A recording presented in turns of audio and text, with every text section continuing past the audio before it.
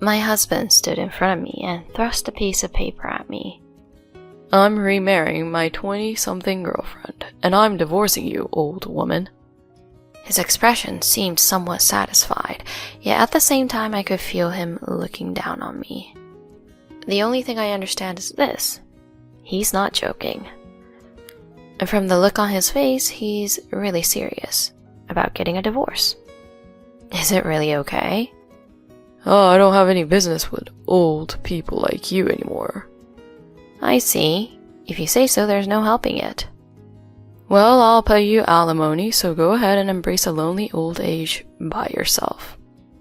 While wearing a smug, unpleasant smile, my husband is observing my reaction. However, he still doesn't know that his words haven't caused any damage to me at all. Divorce? That was within my expectations from the beginning. I'll grant your wish and let us get divorced, so don't regret it, okay? My name is Laura, 57 years old. I'm just an ordinary part-time housewife who works at a bank. I work at a local bank, but it's quite profitable. With over 30 years of service, I earn more than enough income every month.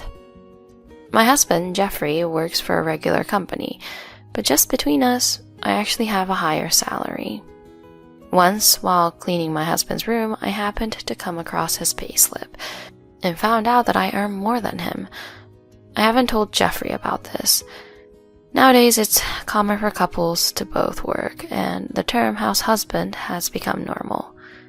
There are more households where the wife earns more, and such situations have become more prevalent.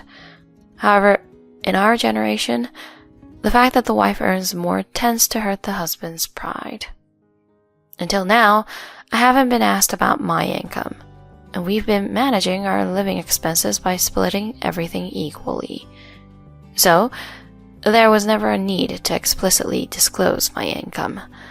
Besides, as a couple, we have never been in financial trouble. Due to both of us working and our only son, Timothy, already being a working adult, and also having started living on his own, our expenses have significantly decreased. Is it really possible for the cost of living to change so much with just one less person? Indeed, the grocery expenses vary significantly with or without a growing young man in the household. My husband and I, as we've aged, have reduced our food intake, so the money spent on groceries has decreased compared to before. Over the past few years, we've been able to save a considerable amount. In a sense, it's just my husband and me in our daily lives, with our son occasionally dropping by. I used to think that this peaceful life would continue like this in the future. However, in places I wasn't aware of, a sense of discomfort had slowly started to emerge. One day, I returned home from work and began preparing dinner. But my husband didn't come home. Normally, he returns while I'm in the middle of preparing dinner, and we eat together. But for some reason, on this day, even though dinner was ready, there was no sign of my husband returning. Overtime, I wonder? But there hasn't been much overtime in the past few years. There are days when I go back on weekends and come back late. During weekdays, I sometimes go out for drinks with colleagues. He always sends some message like, "I'll be late due to a drinking party," or "I don't eat dinner." But why is there nothing today, of all days? Feeling anxious, I sent a message to my husband, but there was no reply, not even a read receipt. I made several attempts to call, but there was only the ringing tone, and no one answered. This has never happened before. What on earth could be going on? I hope it's not something like an accident, right? My chest felt uneasy, and a cold sweat started to trickle down. I decided to wait until the date changed, and if he still didn't come back, I thought I would contact our son. As I waited with these thoughts, it was almost midnight when I heard the sound of the front door opening. "Welcome back, honey." I hurriedly approached, and my husband looked startled when he saw me. But quickly, he returned to his usual expression and opened his mouth, saying, Were you awake?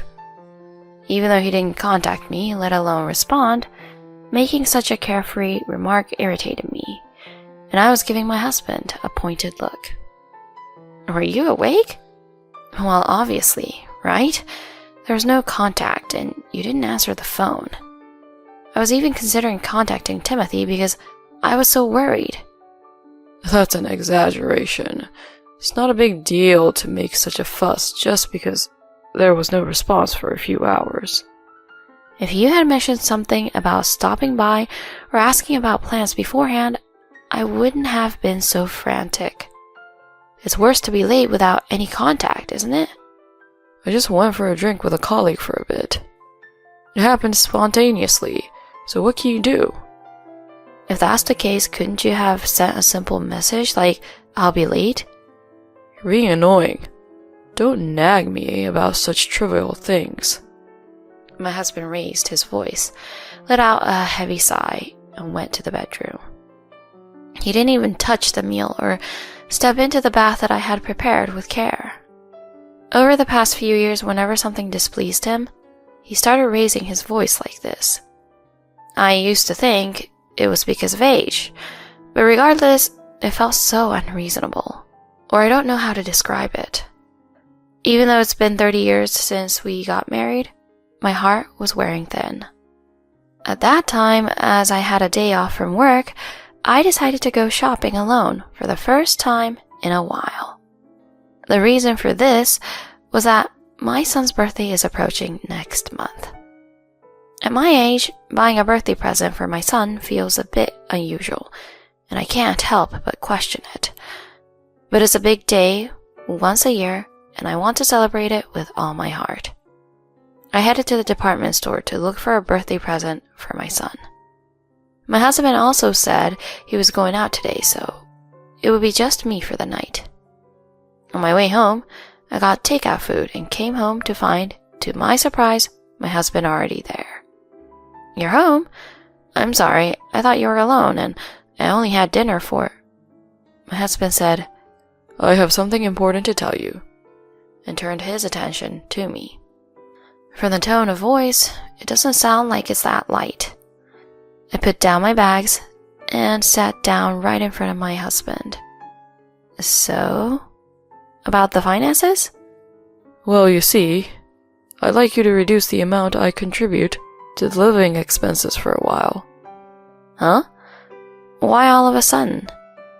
No, it's just, when you go out for a drink with your subordinates, the older guy pays, right?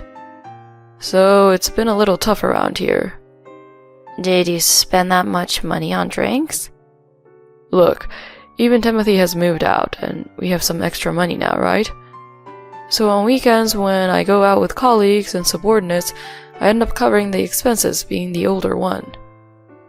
It's true that my husband likes to make himself look good, but if it affects the family's finances, it's not worth it.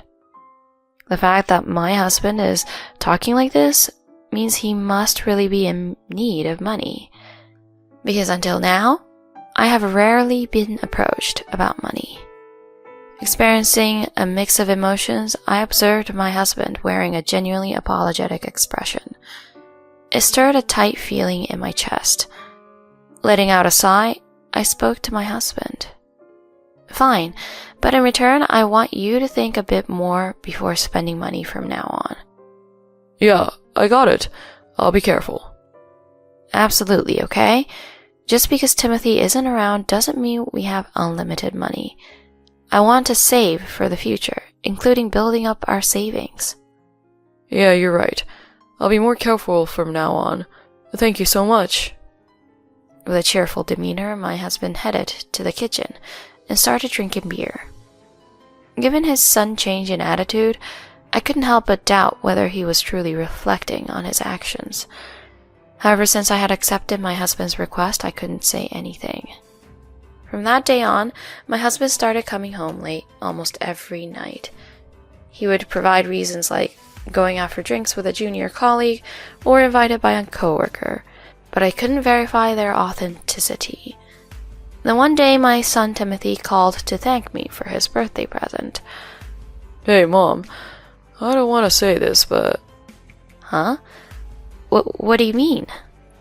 I mean, Dad wasn't the type to go out drinking that frequently, even when he was younger, right? Considering that he's less tolerant of alcohol now, why would he go out drinking so frequently? Yeah, that's true. He only drinks a can of beer occasionally at home. I don't want to doubt him as his son, but from what I've heard, something seems suspicious. Can I look into it a bit? Investigate? How would you do that? I know someone who works at a detective agency. I'm going to ask them for a little favor. It felt somewhat uncomfortable to investigate my husband's behavior, but my son suggested it. And considering that I also had some doubts, I decided to leave it to my son. 2 weeks later, I would hear shocking news from my son. Mom, it seems Dad has been frequenting a strip club and spending a lot on a favorite dancer. My son's words left me quite shocked. I never thought my husband would do such a thing, and my mind went blank. I was puzzled, and my son calmly continued his story. Dad seems to have one-sided feelings for that dancer. It's on an abnormal level. Unbelievable. Making me bear the living expenses with false reasons? And meanwhile he's lavishing money on a favorite dancer? Yeah, it might affect your life, Mom, if things continue like this. So, I think you should consider your various options. If you have nowhere to go, my apartment is available. Thank you, Timothy. I'll think about it for a bit. After ending the call, I took a deep breath. While regaining composure, my anger towards my husband, who I couldn't put into words, exploded. I couldn't forgive him for deceitfully lying to me for his own convenience. I can't believe he would contribute money to a dancer at that age without thinking twice about it. I decided to thoroughly corner him. I told my son I'd give it some thought, but I already reached a decision. The next day, I started working and preparing for divorce at the same time. The first thing I did was secure a new home. The fact that my husband was spending money on a dancer had been confirmed by the detective my son hired, and my son had directly visited the dancer to confirm that there was no affair between her and my husband. According to my son's account, it seemed like she was actually bothered by my husband's actions. Whether it was true or not was no longer of any concern. What was crucial for me was that my husband had lied to me, visited a strip bar, and spent enough on the dancer to affect our household finances. This could be a significant reason for divorce. Indeed, when I consulted a law firm, it seemed there were quite a few cases of divorces due to a partner's extravagant spending. In other words, if I could gather proper evidence, I could divorce favorably without considering my husband's intentions. Confident in this, I rented an apartment near my workplace so that I would be ready for divorce whenever it happened. My son's contributions of valuable information and evidence enabled the lawyer to say, "Let's proceed with the formal procedures." I was planning to talk to my husband about it this weekend, or so I thought. One day after I had finished dinner around 7 p.m., he returned home. He came home unusually early, and just when I thought that, he stood in front of me and handed over a single sheet of paper. It was, of all things, a divorce agreement. I shifted my gaze to my husband's face, and he opened his mouth wide. "I'm remarrying my 20-something girlfriend, and I'm divorcing you, old woman." His expression seemed somewhat satisfied, yet at the same time I could feel him looking down on me. The only thing I understand is that he's not joking. From the look on his face, he's really serious about getting a divorce. I was on the verge of bursting into laughter, but desperately responded, "Divorce? Are you really saying that seriously?" "Yeah, sorry, but I've got an incredibly cute girlfriend now." "Girlfriend?" "Shocked, huh? But don't think badly of me. It's your fault for aging." He laughed loudly and began to denigrate my appearance, taking the opportunity to insult me. Despite not being one to talk, various emotions welled up in me, and before anger could take over, I found myself more exasperated. I thought there was no more value in continuing this conversation. That's what I believed as I quietly asked him, "Are you really okay with this?" Yeah, I have no use for an old woman like you anymore. Well, if that's how you see it, there's nothing I can do. Well, I'll pay alimony, so just embrace a lonely old age on your own. With a smirk and an unpleasant grin, my husband observed my reaction, but he still doesn't know that his words haven't caused me any damage at all. Divorce? It was what I had expected from the beginning. As you wish. I'll grant you the divorce, so don't regret it, okay? Understood. I accepted the divorce agreement that my husband presented and signed it. My husband seemed slightly surprised at how easily I accepted the divorce. As he watched me finish filling out the paperwork, "Make sure to submit that first thing tomorrow morning," he said, and returned to his room, looking satisfied. I never thought the divorce would happen so soon, but it was a good thing I had prepared. I packed up the belongings I had sorted out and contacted my son. We had talked about my son helping me when I moved out, so Timothy picked me up right away the next morning. We loaded the belongings into Timothy's car and headed straight to my new place. On the way, I submitted the divorce agreement and informed the lawyer, deciding to proceed with the procedures for claiming alimony. 3 days later, with the unpacking mostly done, I was considering inviting my son over for a meal to express my gratitude. Just as I was thinking about it, my son called. "Hello," I answered, and he informed me with a voice that seemed exasperated. "Mom, it's about my old man. He showed up at my place and is causing trouble." "Huh? Him?" "Yeah, sorry, but could you come over right away?" "I understand. I'll be there soon." After hanging up the phone, I immediately headed to my son's apartment. There, my ex-husband, who had turned pale, was slumped over. Even though only 3 days had passed, he looked drastically thinner. His complexion was obviously unhealthy, and he seemed on the verge of collapsing. Before I could inquire about what happened in the past few days, he spoke up on his own. Laura, I messed up, so please, let's give it another shot." "What are you talking about? You were the one who brought up the divorce." "That was a mistake. I apologize. I won't say it again, so please forgive me." "Were you supposed to marry that woman in her 20s? No, that's..." "It's impossible, right? Because you were just unilaterally infatuated and splurging on her without any reason." When I mentioned the truth, Jeffrey reacted in surprise. "Why would you say that?" He reacted with surprise. It's not surprising that he was taken aback. Who could have imagined that I knew all the details? I revealed that my son and I had been quietly investigating behind the scenes.